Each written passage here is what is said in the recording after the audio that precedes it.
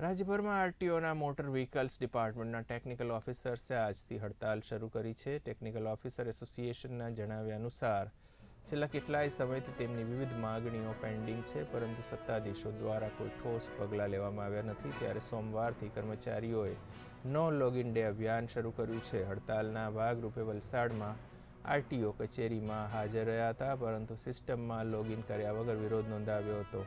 આ કારણે licence renewal, વાહન નોંધણી અને અન્ય સંલગ્ન કામગીરીઓ પ્રભાવિત થઈ છે.